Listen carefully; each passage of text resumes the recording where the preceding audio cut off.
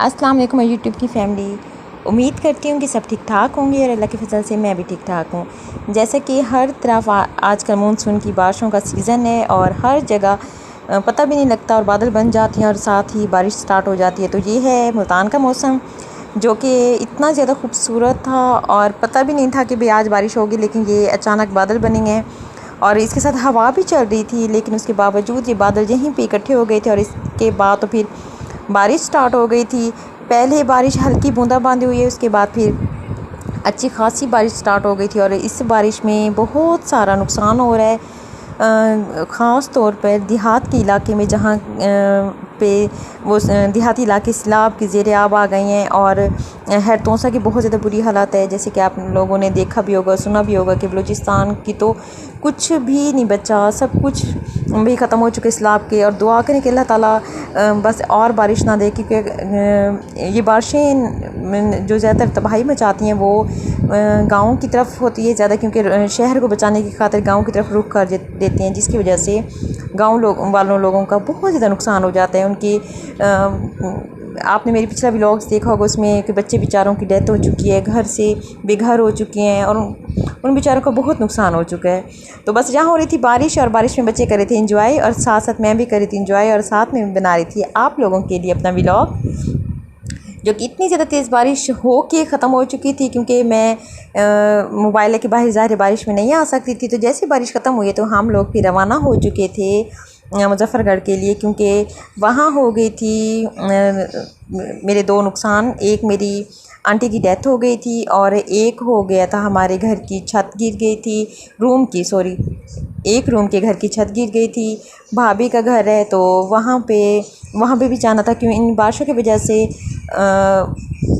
उनका भी थोड़ा सा नुकसान हो गया था और आंटी की भी डेथ हो गई थी। तो इसी वजह से फिर जैसी बारिश ख़त्म हुई है तो हम लोग घर से रवाना हुए हैं। तो रास्ते में हमें नांगशाह वाली साइड पे इतनी तेज़ बारिश हुई है कि जिसकी कोई हद नहीं, और ये तकरीबन चनाब तक बारिश थी, कभी कहीं हो रही थी कहीं कम हो रही थी। तो इसी वजह से ये आप देख सकते हैं कि हम लोग घर की तरफ जा रहे थे तो रास्ते में मैं छोटी छोटी क्लिप्स ले रही थी और ये बारिश इतनी तेज़ हो चुकी थी। तो हम लोगों ने नज़र बलोच साइड पे जो इनके शॉप्स बनी हुई हैं हम लोगों ने वहीं पनाह ली हुई थी और ये इतनी तेज़ बुछाड़ और ठंडी ठंडी हवा थी और यहाँ काफ़ी सारी फैमिली ने बाइक वगैरह रोकी हुई थी, क्योंकि इतनी तेज़ बारिश में सफ़र करना बहुत ज़्यादा मुश्किल था। तो हम लोग भी तकरीबन पौना घंटा यहाँ पे रहे हैं। जैसे ही बारिश ख़त्म हुई है, क्योंकि ये अचानक बहुत स्पीड से हो रही थी, तो बस फिर हम लोग पहुँच चुके थे अपने घर। और आप गली की हालत देख सकते हैं कि हमारा मुजफ्फ़रगढ़ वाला घर है उसकी हालत इतनी ज़्यादा ख़राब हो चुकी थी। गलियों में पानी फुल भरा हुआ था, आना जाना बहुत मुश्किल था और ईंटें हमने जितनी भी रखवाई हैं वो सारी की सारी अंदर चली जाती थी। तो ये है भाभी का रूम, जो कि एक्स्ट्रा रूम जिनके जो साइड पे बनाया हुआ था, तो उसकी छत गिर गई थी, उनका फर्नीचर टूट गया था और जो उनकी टोकरियाँ वगैरह, जैसे कि हम पेटियों पे अक्सर छोटे बच्चों की टोकरियाँ चीज़ें वगैरह रख देते हैं, वो टूट गई थी और ऐसी काफ़ी सारी छोटी छोटी चीज़ें थी। तो ये इन बारिशों की वजह से ये रूम की छत गिर गई थी और कुछ नुकसान वगैरह भी हो गया था। तो इसी वजह से फिर हम लोग भाभी के घर आए हैं कि देखें कोई भाई अगर ज़्यादा नुकसान हो गया भाई है तो फिर उनकी कुछ ना कुछ हेल्प कर दें। तो ये है भाभी के घर की छोटी सी क्यारी, जो कि उन्होंने इसमें पुदीना, चंबेली और छोटे छोटे फूल उगाए हुए थे और ये बहुत प्यारी लग रही थी। और ये फ्रेश जहाँ आज 2 फूल खिले हुए थे, जबकि कल बता रही थी कि यहाँ 10 फूल खिले थे, लेकिन आज 2 फूल खिले हुए थे। तो मैंने इसकी भी एक छोटी सी क्लिप्स बनाई है जो कि बहुत खूबसूरत था। उसके बाद फिर मैं आप लोगों को विज़िट करा रही हूँ भाभी के रूम का। ये इनका सेकंड रूम है, तो मैं इसका भी आप लोगों को छोटा सा एक टूर करा दूं कि ये रूम बहुत ज़्यादा खूबसूरत बना हुआ था। और ये इन्होंने तकरीबन अब ही बनवाया, जून या पता नहीं जुलाई में ये रूम उन्होंने डेकोरेट करवाया है और ये बहुत प्यारा लग रहा था।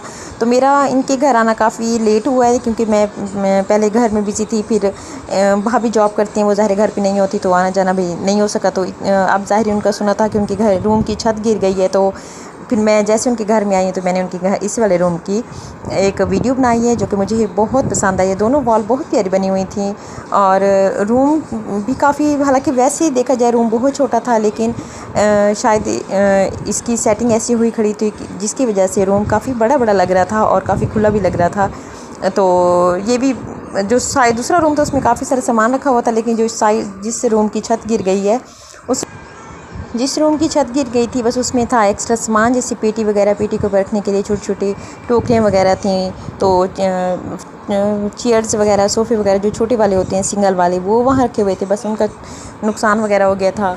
तो अब ये रूम भी काफ़ी अच्छा लग रहा था। इन्होंने जैन डेकोरेट वगैरह किए होते, काफ़ी सामान जहाँ से निकाल दिए थे, जैसे बेड वगैरह, ड्रेसिंग टेबल जहाँ से निकाल दी थी, तो बस मैट्रेस वगैरह लगाए हुए थे। फिर हम लोग चले गए थे फोतकी वाले घर। वहाँ से तकरीबन हम लोग अगले दिन जब वहाँ से फ्री हुए हैं तो फिर हमारी थी वापसी। और ये मैं बना रही थी वहाँ की एक वीडियो जहाँ पे मेरी आंटी की डेथ हो गई थी। तो जैसे हम घर से बाहर निकलने लगे हैं, फिर से मौसम वैसे बना हुआ था और मौसम बहुत खूबसूरत बना हुआ था। तो मैं अपने हस्बैंड से बोल रही थी कि हम लोग बाइक पे हैं, तो ऐसा करते हैं कि हम लोग उसी अगले दिन चले जाते हैं। तो मेरे हस्बैंड ने कहा कि हर जगह ऐसा ही मौसम बना रहेगा, तो इसी वजह से फिर हम लोग हो चुके थे रवाना। और वैसे ही जैसे ही हम लोग तलीरी बाईपास से क्रॉस हुए हैं तो बारिश स्टार्ट हो चुकी थी।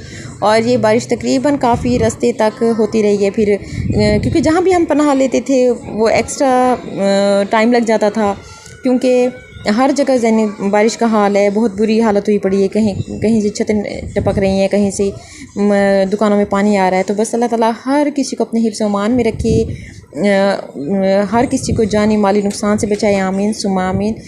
आज का व्लॉग मेरा यहीं तक था, तब तक के लिए अल्लाह हाफिज़।